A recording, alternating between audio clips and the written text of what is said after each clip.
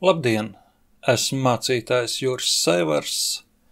Paldies, ka esat ielūkojušies mūsu Ņujorkas latviešu evaņģeliskās luteriskās draudzes 2021. gada 10. janvāra distancētā dievkalpojumā.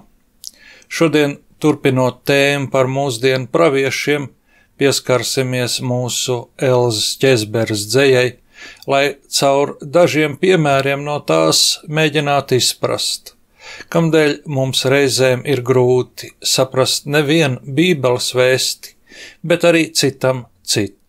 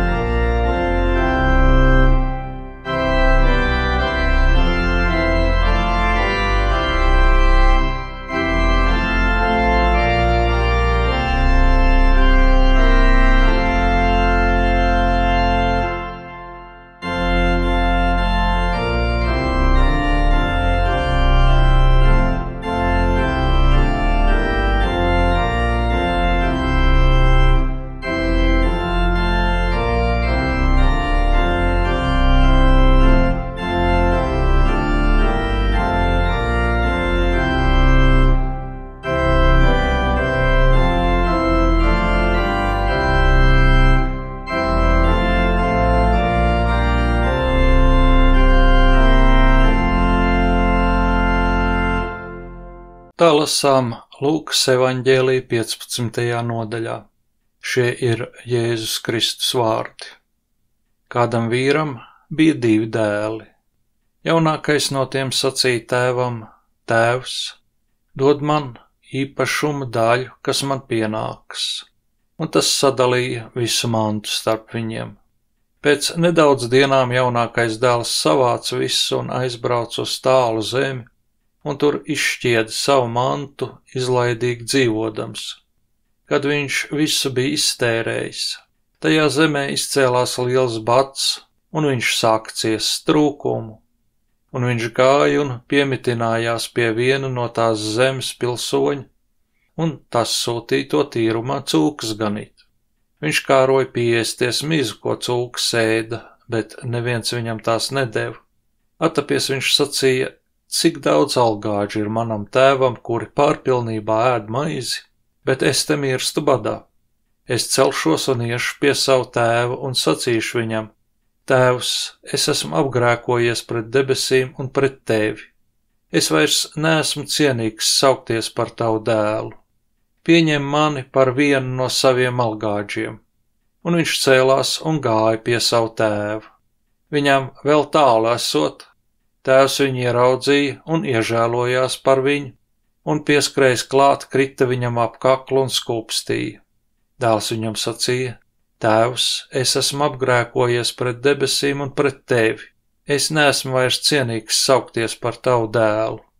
Bet tēvs teica saviem kalpiem: Ātri atnesiet vislabāko tērpu un apģērbiet viņu, velciet viņam pirkstā gredzenu un apaus kājās. Vediet baroto teļu, nokaujiet to, tad ēdīsim un priecāsimies. Jo šis mans dēls bija miris, un atkal ir dzīvs. Viņš bija pazudis, un nu ir atradies. Un viņi sāk līksmoties. Bet vecākais dēls bija uz lauka. Kad viņš nāca un tuvojās mājai, viņš izdzirdēja mūziku un dejas līksmību. Piesaucis klāt vienu no kalpiem, viņš vaicāja, kas tur notiek. Tas viņam atbildēja: Tavs brālis ir pārnācis un tēvs ir licis nokaut baroto teļu, jo ir atguvis dēlu sveiku un veselu. Tad viņš sadusmojās un negribēja iet iekšā, bet viņa tēvs iznāca un mēģināja to pierunāt. Bet viņš atbildēja savam tēvam: Redzi, tik daudz gadu es tev kalpoju, un nekad neesmu pārkāpis tavas pavēles. bet tu man pat kazlēnu neesi devis, lai es ar draugiem palīgsmotos. Bet šis tavs dēls, kas tavu mantu aprīja, uzdzīvodams ar netiklēm, nu ir pārnācis mājās, un tu liki nokaut viņam baroto teļu. Bet viņš tam sacīja: dēls, tu vienmēr esi pie manis, un viss, kas ir mans, ir arī tavs. Bet ir jālīgsmojas un jāpriecājas, jo šis tavs brālis bija miris, un ir atkal dzīvs, bija pazudis, un atkal ir atradies. Āmen. Tā lasām Marka evaņģēlija 1. nodaļā. Jānis bija tuksnesī un kristīja, un sludināja grēku nožēlas kristību grēku piedošanai. Pie viņa izgāja visa Jūdejas zeme un Jeruzalemes ļaudis, un viņi atzina savus grēkus, un Jānis tos kristīja Jardānas upē. Jānis bija ģērbies kamieļu vilnas drēbēs un ādas jostu ap gurniem, un ēdis siseņus un savvaļas bišu medu, un viņš sludināja: viens spēcīgāks nekā es nāk pēc manis. Tam es neesmu cienīgs noliecies atraisīt viņu sandaļu siksnas. Es jūs kristīju ūdenī, bet viņš jūs kristīs svētajā garā. Tanī dienā Jēzus atnāca no Galilejas, Nācaretes, un Jānis viņu kristīja Jardānā, un tūlīt no ūdens izkāpdams, viņš ieraudzīja debesis atveramies, un svēto garu kā balodi uz sevi nolaižamies, un balss atskanēja no debesīm: tu esi mans mīļotais dēls, uz ko man labs prāts. Āmen. Lasot par Jēzus kristībām, mūsdienu cilvēkam nāks uzdot jautājumu: kādēļ tas bija vajadzīgs, ko Jēzus ar to gribēja sasniegt? Tā bija grēku nožēlas kristība. Tie, kas tajā piedalījās, vispirms atzina savus grēkus, un tad caur kristību saņēma grēku piedošanu. Vai Jēzum bija kādi grēki, par kuriem vajadzēja saņemt piedošanu, pirms viņš uzsāka savu publisko kalpošanu? Vēlāk apustuļi uz šo jautājumu atbild nepārprotami. Apustulis Pāvils saka: viņš grēku nepazina. Pēters norāda: tas grēku nedarīja. Bet notikumu aprakstot, Bībele par Jēzus nolūkiem klusē. Atcerēsimies, kultūras pamatos esošie jēdzieni ir pašsaprotami. Rietumu pasaulē netiek daudz runāts par to, kādēļ lietderība ir tik nozīmīgs jēdziens un kādēļ jaunību uzskatām par labāku nekā vecumu. Tas ir pašsaprotami. Tas ir mūsu pasaules priekšstatu pamatos. Kad lasām Bībeli, tiek sagaidīts, ka daudzas lietas sapratīsim bez papildu paskaidrojumiem, jo tās guļ kultūras pamatos.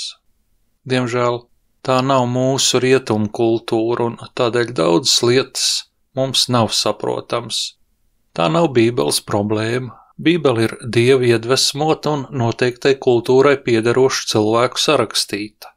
Problēma nav arī tā, ka mēs piederam citai kultūrai un citam laikmetam. Lielākā ķibele manā priekšstatā ir tā, ka mēs savējo kultūru uzskatām par augstāku un labāku. Varbūt tā tas arī ir. Varbūt. Galvenais, ka tās ir dažādas. Bībelē aprakstītā kultūra ir kolektīviska. Mēs dzīvojam individualistiskā. Šeit nav runa par īpašumu. Kolektīviskā kultūra nav kolhos, kur viss pieder visiem, un individuālā, privātīpašnieciska, kurā jebkas pieder kādam. Runa ir par informāciju. Bībele ir rakstīta augsta konteksta līmeņa auditorijai, kurā viss ir līdzdalīgi kopīgā informācijas apjomā. Visiem ir kopīgs priekšstats par lietu būtību, visi pazīst viens un tos pašus stāstus, orientējās tos smalkās detaļās. Mēs dzīvojam ļoti zema konteksta līmeņa kultūrā. Mums bieži nav ne mazākās jēgas, ko mūsu kaimiņi domā par pasaules kārtību. Tādēļ varam par to pārliecināties ikdienas. Pat visvienkāršākās idejas prasa garus un detalizētus skaidrojumus. Visiem mūsdienu saukļiem, pat vispopulārākajiem, ir vajadzīgi vismaz 2 mašīnraksta lapu gāri papildus teksti. paskaidrojoši, kas tieši ar saukļiem domāts. Šāda vajadzība nav nekas slikts. Tā vienkārši ir mūsu individualistisko kultūru raksturojoša iezīme. Nesot informēti par citu cilvēku domām un priekšstatiem, individualistiskai kultūrai piederīgie, jebkur tās elementu uztver caur savu personīgo, es un mans prizmu. Jebkurš kultūru veidojošais stāsts ir par individu, par viņu sasniegumiem un uzvarām. Tikai jānoorientējas pareizi, ar kuru stāsta varoni identificēties. Vai arī jāatrod cits stāsts. Tā mūsdienās literatūras skolotājiem ir grūti ieinteresēt bērnus latviešu literatūrā. Tā liekas tik skumja, depresīva, tajā ir daudz traģisma, maz humora. Visi daļdarbi par vēsturi ir tik šausminoši un traģiski. Klasiskie poruka kauja pie Knipskas vai Skalbes pasakas, kas orientēt uz tādām vērtībām kā pieticība, pazemība, prasmes piedot, ziedošanās citu labā, un kuras lasot jādomā, jāpārdzīvo līdz vājākajam, kurš stāsta beigās netiek īpaši atalgots vai cildināts. Tie neglābjami zaudē pievilcības sacensībā ar Disneja filmu krāšņos sižetu un laimīgajām beigām, bet tā nav tikai ar skolotājiem un bērniem. Tā ir 21. gadsimta rietumu, tā skaitā latviešu kultūru raksturojoša iezīme. Ilustrācijai stāsts par dzejnieci, kurai izdevās aizsniegt ļoti dziļu kolektīvu pārdzīvojumu slāni, un kas no tā iznāca. Elzas Ķezberes dzīve bija tikpat gara, cik traģiska. Viņas māte mira tai pasaulē nākot, Elizabeti. Tāds bija dzejnieces pilnais vārds Kristīja viņas mātes Bērese. Elzas Ķezberes pašas abas meitas aizgāja no dzīves pirms viņas. Latvijas okupācija viņas skāra ļoti smagi. Viņas vīru Osvaldu Ķezberi, Latvijas armijas virsleitnantu, 1941. gada 14. jūnijā arestēja Litenes nometnē un deportēja uz Sibīriju. Ieslodzījumu kopā ar citiem virsniekiem viņš izcieta Sibīrijā aiz polārā loka Noriļskā. Nakti no 14. uz 15. jūniju Elza Ķezbere pavadīja Gulbenes stacijā, bet viņai neizdevās piekļūt ne uz sliežu ceļiem stāvošajiem, ne cauri braucošajiem, aizrestotajiem ešeloniem. Par tai naktī pārdzīvoto viņa rakstīja. Likas, šonakt zeme visa, nodreb asarās un mokās, tur aiz restēm gaisma dzisa. Spēks tos glābt, Dievs tavās rokās. Nakts un tumsa, lāsi salta, saka man, šo stundu vēlo, Latvija tiek krustā kalta. Raudi cilvēka, Dievs jelžēlo. Šīs pašas rindas citēja viņas vīrs Osvalds pēc daudziem gadu desmitiem stāstot par pārdzīvoto. Dzejniecei bija izdevies ieskatīties aiz ciešanu oderes, ieraudzīt, kā sāp visiem. Visbiežāk sāpju brīžos cilvēks, īpaši mūsdienu cilvēks, aizmirst par citiem. Kad pašam ciešanas ir skaudrs un cauri kaulam dzeļošs, vairs nav spēka redzēt vēl ko citu. Visa pasaule ir sarāvusies līdz tam degošajam kamolam, kurā pašam nu ir jānoslikst. Dzejniece ir redzējis dziļāk, kad viņa saka raudi cilvēka, vienskaitlī. Tā nav tikai viņa, tas nav tikai viņas vīrs. Tie ir visi moku ceļa gājēji, ieslodzītie, tie, kas palikuši mājās, kur ģimenes un dzīves izpilostītas, un nevien viņi, bet arī to mocītāji. Ir atvēries tāds ļaunuma atvars, ka ikvienam ir akūti vajadzīga Dieva žēlastība, jo citādi tas ieraus un samalas. Nevien upurs, arī bendes. Piemērs. Pirmais upurs Litenē bija kapteinis Mārtiņš Linmejers, kur par negribīgu pavēles rokas augšā izpildi nošāva komisārs Nikolais Ņegodujko. Poļtruks bija sevi iecēlis par to, kurš lemj, kam dzīvot, kam nē. 3 nedēļas vēlāk un 12 jūdzes tālāk pie Mālupas tilta bēguļojošo Ņegodujko notvēra un nošāva vietējie aizsargi, kas zobenu cels, no zobena kritīs. Bendi saņēma savu algu, nogrimtai peklē, kurā bija grūdis citus. Pārdomās par pārdzīvoto aizsniegt kolektīvu dziļumu, Elzai Ķeizberei ir izdevies vairāk kārt. Otrs spilgts piemērs ir krājuma Jāapsniegt dzejolis, ir atkal Ziemassvētki, kurā viņa domās uzdod jautājumu savam vīram. Ir atkal Ziemassvētki, kur es šovakar, aiz tuksnešiem un tundrām, sirds just vai svētkus var. Un zaudējuma izmisumā viņa redz tikšanās mirāžu. Tā liekas visas bēdas, šīs pārslas, atņemt spējas. Šķiet ceļā puteņainā, vēl satiksimies mēs. Aiz rūtīm klusi snieg un snieg. Es ceļos, es jau eju. Ir sniegos jāiesnieg. Vīru satikt viņai izdevās pēc pusgadsimta, un viņš tai varēja izstāstīt, ka viņa dvēseli ir nevien jutusi svētkus tai naktī, bet arī sūtījusi sveicienus viņai. Ziemassvētkos biju cietuma kamerā, sienas apledojušas, pustums. Ko gan dara mūsu mājinieki? Sūtīsim sveicienus uz dzimteni. Es norunāju savus meitiņas vakaru lūkšanu. Mīļo Dieviņ, svētī un sargi mūsu tautu, mīļo dzimteni, acu priekšā mirdzoša eglīte, ausīs skan klusa nakts. Tā viņi satikās, uz apledojušu domu ceļa starp tuksnešiem un tundrām. Varētu likties tik izcils stāsts par to, kā mīlestība atrod savu ceļu, lai pat tad, kad trako ļaunums un varmācība spētu vienot cilvēkus kaut jau pārpasaulīgā telpā. Un tā to var izlasīt cilvēks, kuram interesē viņa tuvākais, tā domas, pārdzīvojumi un sāpes. 21. gadsimtā ir citādi. Elzas Ķeizberes dzeja ir ļoti muzikāla. Vairāk nekā 100 viņas dzejoļi ir pārtapuši dziesmās. Mūsu pašu dziesmu grāmatā ir 3 korāļi ar viņas vārdiem. Arī dzejolim ir atkal Ziemassvētki, tikusi piemeklēta melodija, droši vien maiga un liriska pēc tās autora domām, ar kuras palīdzību tas pārvērsts bezgals salkanā šlāgerī, kam pielipinot klāt iespējami sentimentālākas bildītes, saržot neskaitāmi muzikāli video.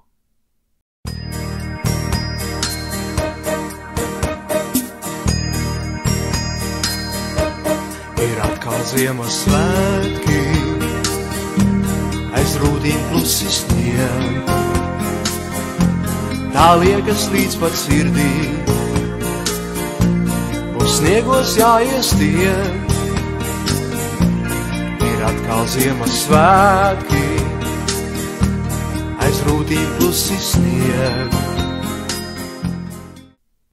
Tas, kas kolektīvā kultūrā ir stāsts par tautas smagākajiem pārdzīvojumiem, caur kuriem tā gājusi visaugstākā patvērumā un vadībā, individuālā kultūrā kļūst par pāris minūšu garu izklaidi. Atgriežoties atpakaļ pie Jēzus kristības. Par tās nozīmi apustols Pāvils paskaidro. Viņš sevi iztukšoja, pieņemdams kalpa veidu, tapdams cilvēkiem līdzīgs. Kristus kļuva par vienu no mums, tādu pat cilvēku kā mēs visi. Šķiet, ka vienu no labākajiem skaidrojumiem, kāda tam nozīme, sniedz viņš pats līdzībā par pazudušo dēlu. Mums tikai tā jāizlasa no kolektīvas kultūras redzes viedokļa. Saskaņā ar individuālo paradigmu tas ir stāsts par 2 brāļiem. Jaunākais ir nemākulīgs biznesmenis, kurš netiek galā ar pamatkapitāla nodali no apgrozības līdzekļiem. Individuālais uzņēmējs, kurš savu pamatkapitālu izmaksā pats sev algā. Vecākais brālis vispār kaut kāds muļļa. Sēž tēvam uz kakla, pat pats savu uzņēmumu nodibināt nav spējis. Stāsta tiešie klausītāji to dzird citādi. Viņiem svarīgi ir tas, ka jaunākā brāļa rīcības dēļ, viņa mantojuma daļas izdalīšanas dēļ, nabadzīgāka kļūst visa saime, nevien tēvs un vecākais brālis, trūcīgāk kļūst visi, līdz pēdējiem kalpam, pēdējiem ganzēnam. Bija jānocērt ošolēji, jāatrod pircēji dziļās ielejas pļaviņai un zirņkalnu tīrumiņiem, un jācer, ka Slamst un Šmakānu saimnieki nedzīs uti uz Jelgavu, dēļ tām attaudziņām pie viņu robežām, jo citādi saimniecības arausies mazāk vēl par vairākām purvietām. Caur savām kristībām Kristus kļūst par vienu no šīs sētas kalpiem. Viņš ir starp tiem, kas skrien līdz tēvam, kad tas ir ieraudzījis savu dēlu nākam uz māju pusi. Bībelē nekas par to nav teikts, jo tas ir pašsaprotami. Tēvs griežas pie saviem kalpiem, atnesiet ātri vislabākās drēbes, nešaubīdamies, ka tie stāv viņam aiz muguras. Kristus ir starp kalpiem, kad tie sagatavo mielastu, pie kur sājumi sāk līksmoties. Varbūt Kristus ir tieši tas kalps, kur vecākais brālis piesauc, lai pajautātu, kas šeit gal galā notiek, un Kristus priecājas līdz ar visu saimi, ka tēvs atguvis gan jaunāko, noklīdušo dēlu, gan vecāko, kurš bija pazudis pat no mājas neaiziedams. Viņš bija kalpa veidu pieņēmis un kļuvis par vienu no to māju saimes. Caur savu kristību Kristus kļūst par vienu no mums. Viņš nav grēku darījis, bet cieš no grēka sekām, tāpat kā mēs. Kristus ir vienmēr tur, kur Bāla pielūdzēji atkal un atkal mēģina valdīt pār cilvēku ar no paša cilvēku ļaunuma vītām pātagām. Viņš ir starp upuriem, mierina, dziedē, žēlo, uzklausa lūgšanas un palīdz dvēselēm satikties tai puteņainajā ceļā starp tuksnešiem un tundrām. Āmen. Es ticu uz Dievu Tēvu, visvaldītāju, debes un zemes radītāju, un uz Jēzu Kristu, Dievu vienpiedzimšo dēlu, mūsu kungu, kas ieņemts no svētā gara, piedzims no jaunavas Marijas, cietis zem Poncija Pilāta, krustā sists, nomirs, aprakts, nokāpis ellē, 3. dienā augšām cēlies no mirušiem, uzkāpis debesīs, sēdies pie Dieva, visvaldītāja Tēva labās rokas, no kurienes viņš atnāks tiesāt dzīvos un mirušos.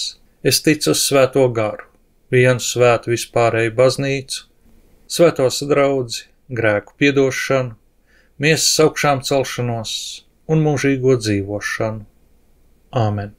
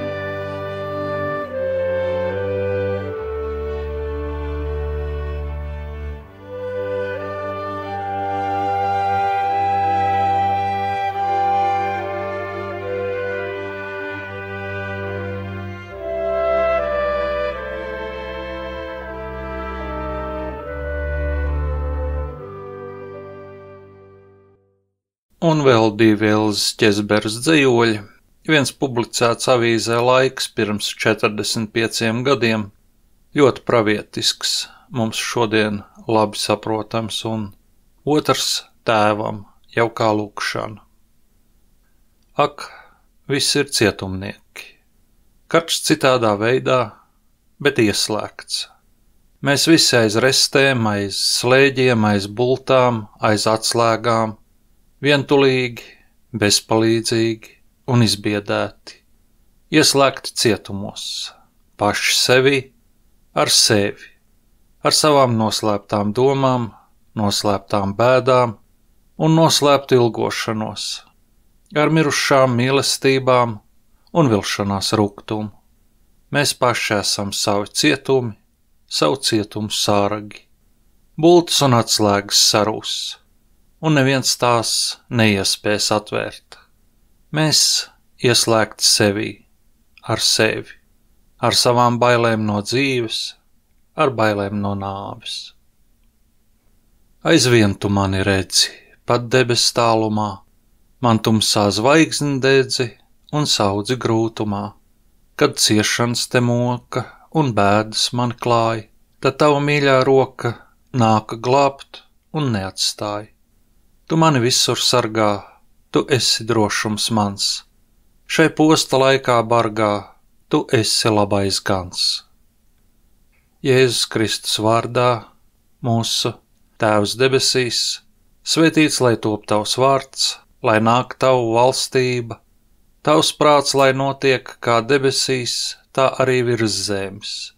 Mūsu dienascho maizi dod mums šodien, un piedod mums mūsu parādus, kā arī mēs piedodam saviem parādniekiem. Un neieved mūsu kārdināšanā, bet atpestī mūs no ļauna, jo tev pieder valstība, spēks un gods, mūžīgi mūžos. Āmen. Un Dievam, kas darbodamies mūsos ar savu brīnišķīgo varu, spēj darīt daudz vairāk par visu, ko lūdzam vai saprotam, lai ir gods draudzē un Kristu Jēzu uz audžu audzēm mūžu mūžos. Āmen.